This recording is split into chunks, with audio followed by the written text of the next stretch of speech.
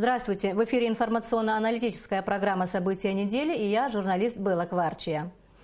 На этой неделе в Абхазию со знакомительным визитом посетили представители Международной общественной и молодежной организации «Содружество». С их участием прошли встречи с молодежью страны, состоялся диалог с парламентариями. О том, что это за объединение, каковы цели визита ее представителей в нашу страну, мы обсудим с нашим гостем в студии немного позже. А сейчас о наиболее заметных событиях этой недели. Роланд Матуа представит обзор новостей.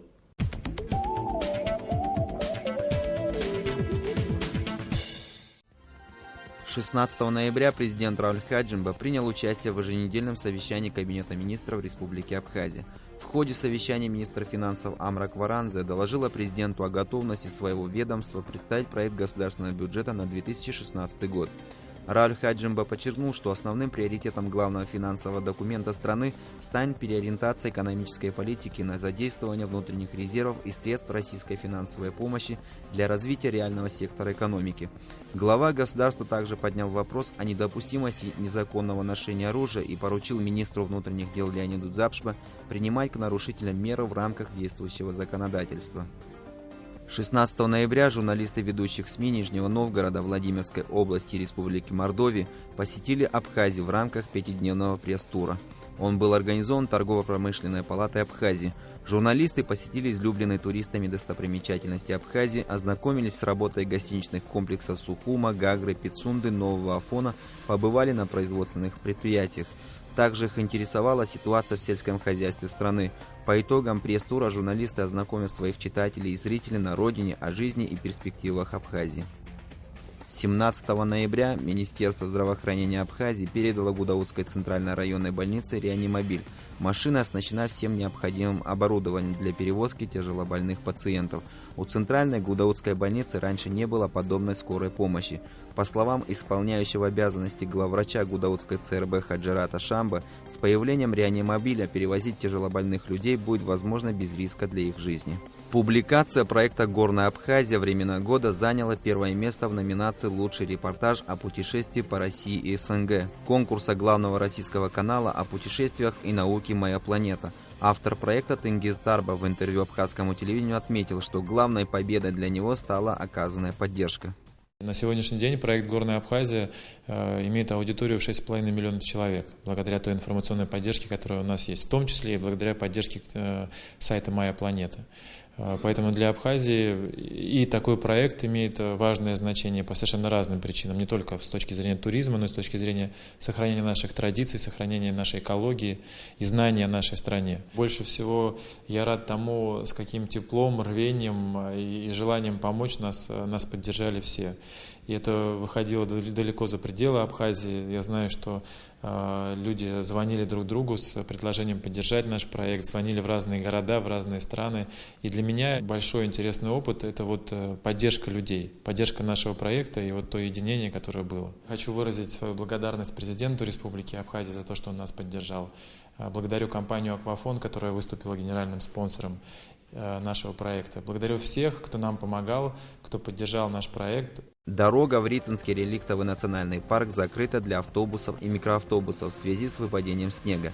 По информации, размещенной на сайте национального парка, с 1 по 31 октября этого года на контрольно-пропускном пункте Рицинского реликтового нацпарка было реализовано билетов на общую сумму 6 миллионов 517 тысяч 350 рублей. За аналогичный период в 2013 году было реализовано билетов на сумму 533 тысячи рублей, а в 2014 году на сумму 1 миллион 269 тысяч 800 рублей.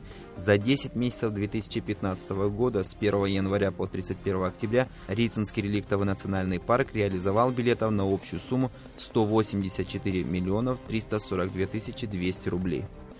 По сообщению пресс-службы МЧС Абхазии, накануне вечером из-за сильного снегопада в районе озера Малая Рица были заблокированы двое российских журналистов телеканалов «Россия-1» и «Раша Тудэй». Журналисты связались по мобильной связи с российским МЧС. Те, в свою очередь, оповестили абхазских спасателей. Спасательное ведомство России направило в Абхазию специальный вертолет К-32. Однако еще до его прилета абхазские спасатели добрались до журналистов наземным путем и доставили их сперва на озеро Рица, а затем уже в Сухум. Прибывший вертолет, по словам руководства МЧС Абхазии, также примет участие в поисках пропавших неделю назад в районе Двуречья двух абхазских охотников. Вышел в свет абхазский биографический словарь под редакцией Василия Авицба. Издание представляет собой первую попытку системно-энциклопедического изложения биографии деятелей исторического прошлого и современности Абхазии. Издание раскрывает основные вехи и события абхазской истории через биографии персонажей словаря. Статейный тезаурус словаря содержит более 2700 биографий. На самом деле материалов нет, архивов нет. После войны, вы знаете, в каком состоянии находились многие учреждения, документации нет, там где достать материалы. Приходилось, скажем так, выяснять у родственников даты жизни, там, другие события и так далее, и так далее. На все это шло, конечно, время. Масштабное этнокультурное мероприятие «Связь поколений» прошло 18 ноября в селе Лыхны Гудаутского района. В программе мероприятия, организованного компанией «Аквафон» в рамках проекта «Флаги Абхазии», были выступления музыкальных и танцевальных коллективов страны, выставка экспонатов Абхазского государственного музея, скачки, конкурсы, а также викторина на знание обычаев и традиций абхазского народа и мастер-классы. Праздник посетил президент Рауль Хаджимба. Взаимодействие в области экономики, обмен информацией, партнерство представителей бизнеса Абхазии и России, содействие интеграционным процессам двух стран – это лишь небольшой перечень направлений, в которых со следующего года планирует сотрудничать Фонд международного делового сотрудничества Абхазии и Российская автономная некоммерческая организация Институт Евразис. Договор о сотрудничестве руководители обеих организаций подписали 18 ноября в офисе партии «Единая Абхазия». 19 ноября Рауль Хаджимба совершил рабочую поездку в Ачимчирский район. Президент посетил 4-ю среднюю школу Ачимчиры. Здесь обучаются 147 детей из 5 сел района. Школе требуется ремонт. Сейчас идет процесс замены окон.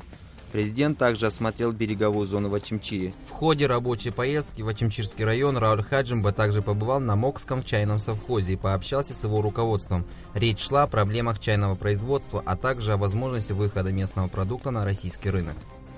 19 ноября члены правительства приняли главный финансовый документ страны. Проект государственного бюджета на будущий год одобрен большинством. В документе учтены экономические и политические реалии, а также возможные последствия скачков рубля. Несмотря на не самые лучшие экономические условия, социальные обязательства будут выполнены полностью. Финансовый план принят с дефицитом. В будущем году расходы превысят доходы на 96 миллионов рублей. Восполнить эту разницу государство планирует за счет усиления работы фискальных органов. В Доме Москвы 19 ноября состоялось заседание дискуссионного клуба Фонда международного делового сотрудничества по проблемам влияния внешней и внутренней безопасности на инвестиционный климат в Абхазии. В дискуссии приняли участие представители различных партий и общественных объединений страны, политологи, депутаты парламента, предприниматели. Участники встречи делились своим видением того, как эффективнее обеспечить безопасность страны, чтобы в нее пришел инвестор. Встреча с сопредседателями международных женевских дискуссий по безопасности и стабильности в Закавказье прошла 19 ноября в Министерстве иностранных дел Абхазии. Основная цель встречи – обсуждение предстоящего 34-го раунда дискуссий в Женеве. По словам главы внешнеполитического ведомства страны Вячеслава Чирикба, главной задачей переговоров остается подписание соглашения о неприменении силы. В настоящий момент в рамках женевских дискуссий обсуждаются вопросы безопасности приграничных регионов, поиск пропавших без вести во время Отечественной войны народа Абхазии. Осуществляется также большая программа по охране культурного наследия. 34-й раунд женевских дискуссий пройдет в начале декабря. 20 ноября пограничники Абхазии отмечают 23-ю годовщину со дня образования погранотряда Службы госбезопасности страны. В 1992 году на него была возложена самая сложная миссия – защита внешних рубежей страны в условиях военного времени. Как и 23 года назад, отряд продолжает обеспечивать безопасность границ. Руководство погранотряда наградило отличившихся сотрудников очередными воинскими званиями и грамотами.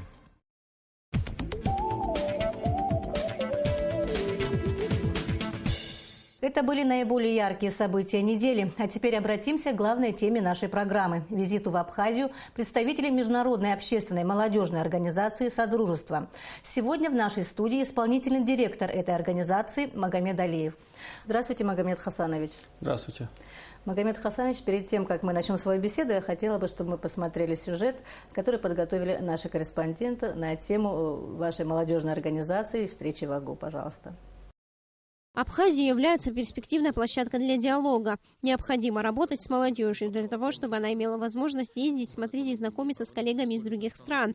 Также необходимо вовлекать молодежь в интересные проекты и помогать им их реализовывать. Именно для этих целей в Абхазию приехали представители Международной организации Содружества. Пока что их визит носит ознакомительный характер. В настоящее время они сотрудничают с более чем 25 странами. Среди проектов международные конференции, форумы и даже такие мероприятия, как восхождение на Эльбрус. Большинство проектов придумывает сама молодежь, а Содружество помогает в их реализации. Нам самое главное – это вовлечь молодежь в интересные мероприятия, в интересные проекты, услышать мнение молодежи о новых идеях, помочь им это реализовать и какие-то совместные действия делать для того, чтобы наша жизнь становилась немножечко лучше, чтобы мир был. Встреча получилась довольно интересной. Депутаты парламента и студенты АГУ предложили несколько совместных проектов. Они также интересовались, какие существуют возможные формы для взаимодействия абхазской молодежи с организацией Содружества. Зария Смыр, Астамур Гожба, Абхазское телевидение. Магомед Хасанович, расскажите, пожалуйста, о вашей организации, как она была создана и какие цели перед ней стоят. Наша организация была создана официально в июле 2012 года, и с этого момента мы носим статус официальной международной организации. Но до этого было несколько лет, так скажем, подготовки к этому событию, в том плане, что проводились проекты в области международного молодежного сотрудничества, и молодежь сама выступила с инициативой, что необходима какая-то структура, организация, которая бы выступала как некая зонтичная структура, чтобы работа с молодежью выступала не в качестве разовых акций или каких-то проектов, а именно выступала как системная работа. Поэтому организация была создана, и на сегодняшний день, вот нам уже 3 года исполнилось в этом году, могу сказать, что мы сделали практически невозможное, в том плане, что такой организации больше нет. То есть это организация, которая объединяет более 10 стран, и на сегодняшний день ведем работу в более чем 20 странах. Какие цели вы преследуете, какие программные задачи перед вами стоят? Прежде всего, если говорить про цели, это непосредственно объединение молодежи евразийского пространства в какой-то единый комплекс именно в плане отстаивания интересов самой молодежи, чтобы какие-то подходы в работе с молодежью, правильные практики, используемые в определенных странах, применять и в других странах, где в этих вопросах, например, касающихся отстаивания интересов молодежи, представленность ее интересов в различных направлениях, чтобы вот это все в едином комплексе было. Вторая непосредственно цель, задача, которая стоит перед нами, это не дать возможность современным проявлениям возрождения неонацизма и неофашизма, которые мы видим, к сожалению. Борьба с этим направлением, чтобы не дать этим структурам, нехорошим организациям, деятелям, которые занимаются именно раскручиванием данной проблемы, чтобы не дать им возможность выхода на молодежь. И мы должны создавать положительный контент, мы должны создавать ту точку зрения у молодежи, которая ей дает возможность думать и самой выбирать именно правильные направления в развитии. Скажите, какие страны представлены в вашем содружестве? На данный момент, если брать именно страны, которые участвуют в непосредственно руководстве нашей организации, есть те страны, которые участвуют в каких-то определенных программных вещах, то это, прежде всего, это страны СНГ, которые у нас являются основными, кроме Туркменистана. И во всех этих странах у нас есть отделения, есть члены правления, которые представляют эти страны и отстаиваются, так скажем, интересы непосредственно этой молодежи прежде всего. Скажите, какова цель приезда в Абхазию? В Абхазию приехал именно с точки зрения того, чтобы самому увидеть, как на самом деле здесь все происходит. Да, я знаю здесь про туризм, я отправлялся много людей отдыхать.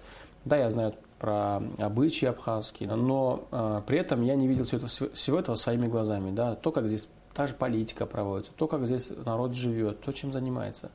Я перед этим побывал в Южной Осетии. Позавчера я был в Южной Осетии, и там увидел, как это все происходит, чем на самом деле занимается молодежь каждый день. Молодежь должна иметь право, должна иметь возможность показывать себя, должна иметь возможность развиваться. И нельзя по политическим принципам кого-то отделять, кого-то не признавать или кому-то не давать возможность. И в этом плане Да, у нас есть даже среди нас, наверное, противники таких подходов, да, у нас есть, наверное, политически ангажированные люди, но со своей стороны, опять-таки, я абсолютно убежден, что условия должны быть для всех одинаковые, и не надо лезть в политические вопросы, этим пусть занимаются, как говорится, профессионалы своего дела.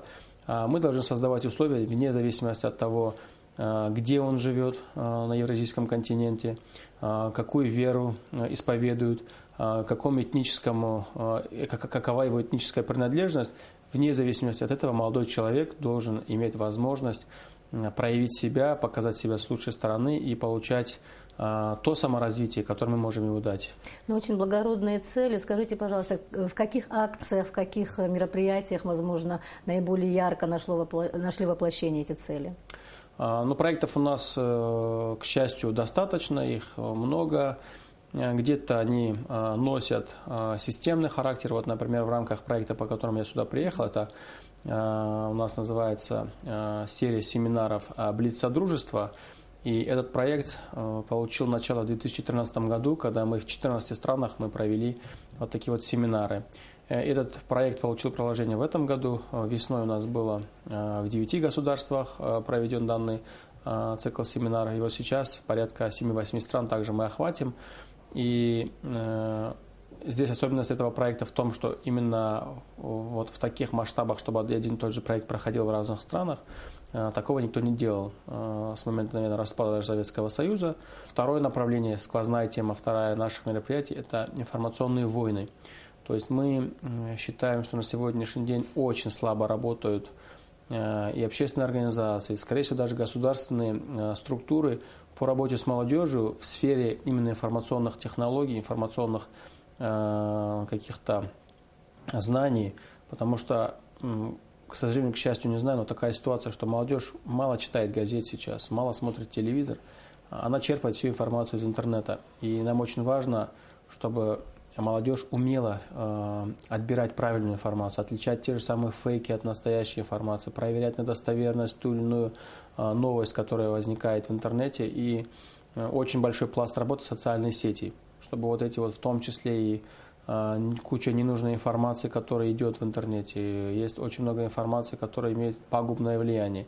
Я не выступаю за цензуру, цензура абсолютно никому не поможет, но именно я выступаю за то, чтобы уметь отбирать эту информацию. Нам удалось реализовать такие проекты, как Горная школа молодых блогеров, журналистов Содружества, где мы также разрабатывали подобные темы, и также мы учили там непосредственно молодых блогеров, журналистов, каким образом привлекать внимание средств массовой информации и большую аудиторию к проблемам малых населенных пунктов, к проблемам развития туризма. На сегодняшний день мы видим, что огромный потенциал развития туризма, особенно на Кавказе, да и в других регионах.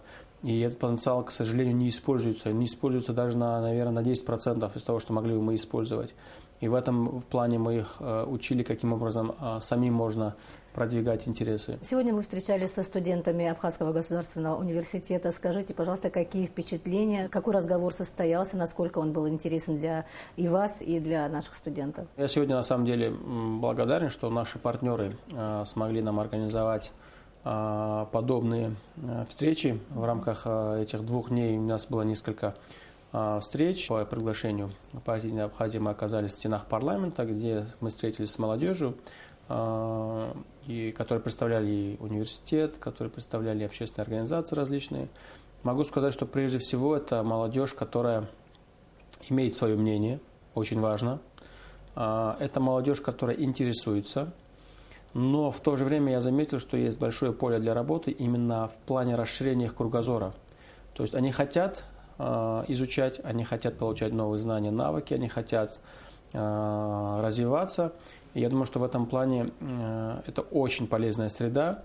И думаю, что вот их потенциал, их желание нужно направить, как говорится, на благое дело и дать им возможность получить те полезные качества, которые мы могли бы дать, которыми мы могли бы поделиться знаниями новыми, чтобы они это использовали на благо своего народа, на благо своих семей, как говорится, и чтобы, я думаю, что в ближайшем будущем как-то эту работу мы более, наверное, более активно будем проводить. Вы принимали участие в дискуссионном клубе, в заседании дискуссионного клуба, который проводил Фонд делового сотрудничества вчера. Скажите, пожалуйста, насколько была эта тема интересна? Эта тема касалась инвестиций, и насколько вы считаете, она может быть интересна и для вашей организации? Ну, во-первых, тема очень интересная, потому что затрагивалась вопрос безопасности. И прежде всего это очень важно. Я сам являюсь представителем Северного Кавказа, поэтому для меня это тоже очень важно. Я считаю, практически проблема одинаковая в этом вопросе. Это очень важно с точки зрения, наверное, именно поддержки и отстаивания интересов молодежи, потому что любые инвестиции – это рабочие места. Рабочие места – это снижение безработицы среди молодых людей. А на сегодняшний день две основные проблемы у молодежи – это работа и это жилье. Поэтому чем активнее будут привлекаться инвестиции, тем меньше будет проблем у молодежи. Я считаю, что непосредственно эта тема это является практически, наверное, даже уровнем назвать национальной безопасностью, потому что в той среде, где высокая безработица, это опасная среда. Это среда, которая подвержена влиянию извне. Это среда, которая подвержена силам, которые хотят деструктив всегда внести. Инвестиции очень нужны, для этого нужно, чтобы была безопасная среда, и этот круглый стол для меня на самом деле показал много интересного, в том плане, что там были очень интересные эксперты. Я считаю, что деятельность наша должна быть направлена не только на то, чтобы создавать площадки для развития молодежи, но и для того, чтобы учить молодежь таким азам, как и ведение предпринимательской деятельности. Вот сейчас у нас есть партнеры в этом направлении, вот как раз структуры, которые занимаются поддержкой малого предпринимательства на пространстве СНГ. И с ними мы готовы также работать и совместными усилиями продвигать и бизнес-идеи молодежи. Кто ваши партнеры здесь, в Абхазии, и есть ли уже какие-то конкретные планы по дальнейшему сотрудничеству? Вот непосредственно прямых партнеров у нас тут не было. Мы так или иначе сотрудничали по разной линии, но на сегодняшний день, вот, я думаю, что те организации, которые нам здесь помогли организовать данные встречи, данные мероприятия, Международный фонд делового сотрудничества и партия «Единая Абхазия», я думаю, что в дальнейшем мы также с ними будем с удовольствием сотрудничать, потому что они показали свою заинтересованность, показали, что они готовы следить за тем, чтобы интересы молодежи отстаивались, чтобы интересы молодежи ни в коем случае не ущемлялись. Я думаю, что наше партнерство будет развиваться. Мы, разумеется, открыты для диалога, мы готовы работать со всеми структурами, со всеми организациями, которые готовы отстаивать интересы, как я уже сказал, молодежи. Какие преимущества у Абхазии, какие есть возможности у Абхазии? Вот что вам показалось, вот ваш нынешний приезд? Самый главный плюс, наверное, то, что здесь еще свежие умы, потому что зачастую мы работаем с молодежью, где уже очень тяжело пробиваться в умы, так скажем, да, в хорошем смысле этого слова. Мы не занимаемся зомбированием молодежи, в том плане, что здесь не испорчены социальными медиа, вот здесь не так люди зависят от социальных сетей, все-таки здесь живое общение, видно вот это вот, наверное, желание чего-то познавать именно вживую. К сожалению, этого не хватает в больших городах. Люди живут виртуальной жизнью, молодежь оторвалась от того, что на самом деле происходит. И зачастую это становится проблемой и для родителей, и для работодателей, и для всех остальных. И есть вот эта нехватка, наверное, в том числе информации. Буквально горят тем, что они хотят познавать. Спасибо. Спасибо, что пришли к нам на передачу, ответили на наши вопросы. Спасибо вам большое. До свидания.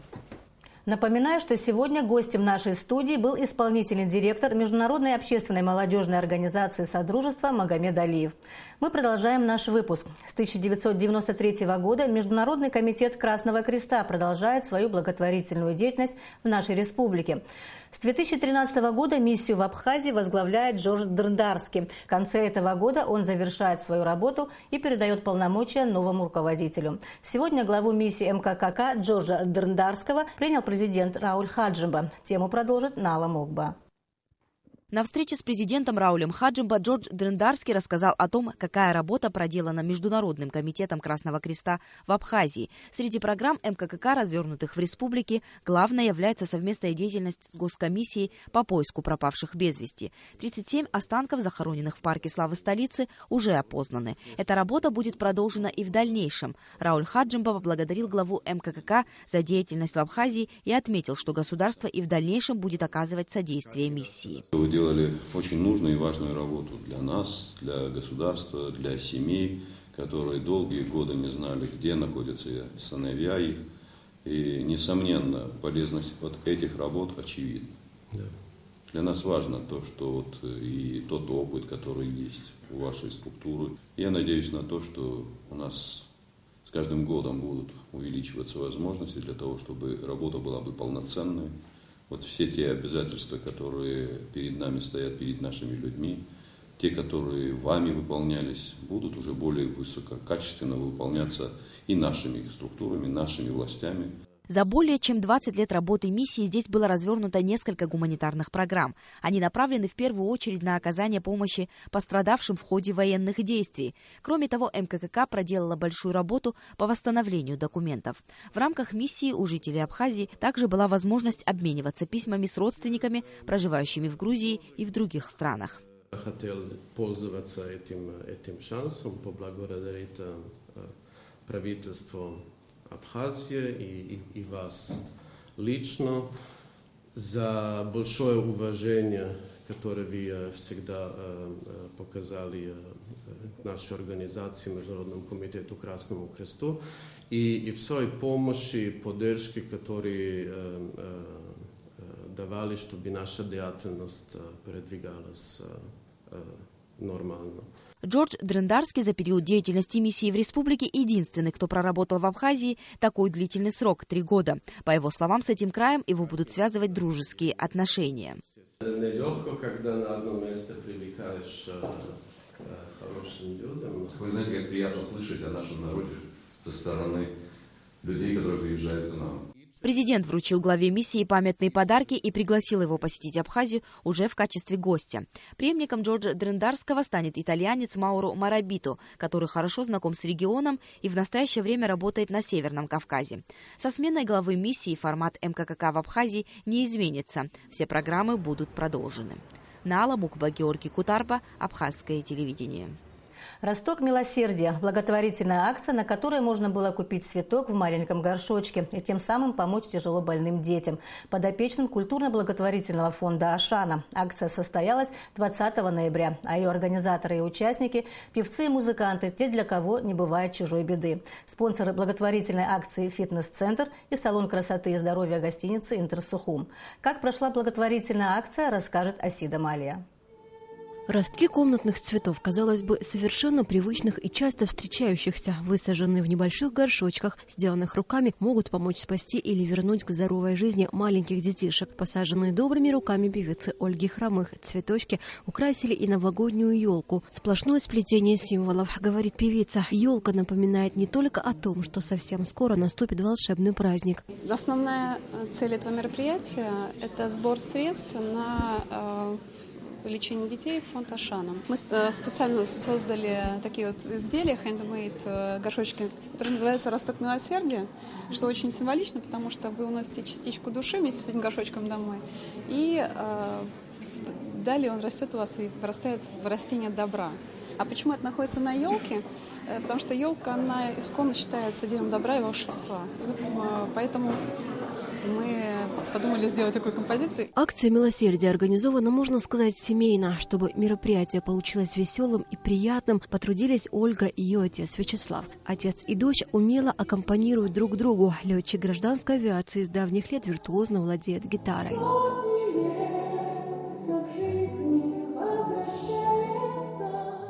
Мы не профессиональные артисты. Я пилот гражданской авиации. Да, занимаюсь своей... у меня более 60 песен разных. И некоторые из них интересны. Некоторые звучали в войну. Вот сегодня мы исполним пару песен еще военных. На нашем знамени «Открытая ладонь», которая еще звучала в эфире Абхазского телевидения и радио во время войны. И песни ВВС Абхазии. Вечерний уютный концерт бардовской музыки и песен собрал разнообразную публику. Конечно же, среди них и директор фонда «Ашана» Джавира Колосова. Ее, как и сотрудников фонда, не может не радовать активность граждан, которые своими силами стараются помочь подопечным фонда и внести свою лепту в судьбу детей. Побудить людей для того, чтобы они сами организовывали мероприятия в поддержку фонда, это, конечно же, огромный труд, который требует создания долгосрочных отношений, создания любви, создания заботы. И тогда люди начинают сами каким-то образом участвовать различными способами.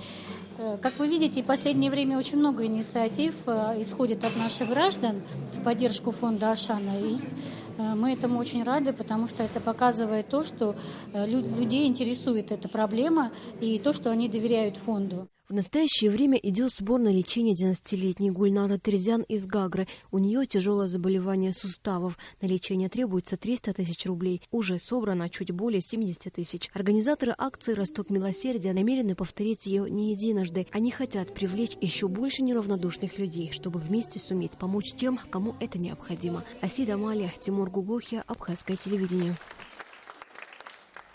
В Сухуми состоялась игра открытого чемпионата Краснодарского края по баскетболу среди мужских команд. По традиции, вот уже 10 лет игры по очереди проводятся в городах участвующих команд. Сегодня хозяева принимали двукратных чемпионов края, сборную команды Сочи. Организаторами выступили Министерство физической культуры и спорта Краснодарского края, а также Федерация баскетбола Абхазии и Комитет по физической культуре и спорту Республики. По словам организаторов, команда подготовлена и настроена на победу. И есть возможность показать хороший результат в этой игре.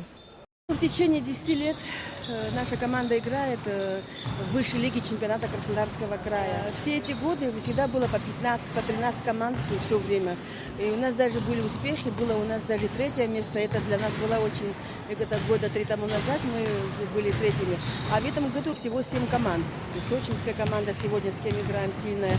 Новороссийский сильный, все команды, что Тихорец команда тоже на высоком уровне. Нам очень приятно играть, выезжать.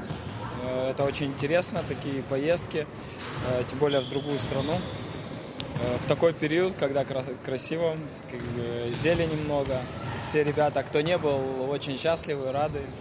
На сегодняшний день мы являемся двукратными чемпионами края. То есть в прошлом году, в позапрошлом мы становились чемпионами. В этом году надеемся отстоять свой титул, но посмотрим, как получится, как сложится наша судьба.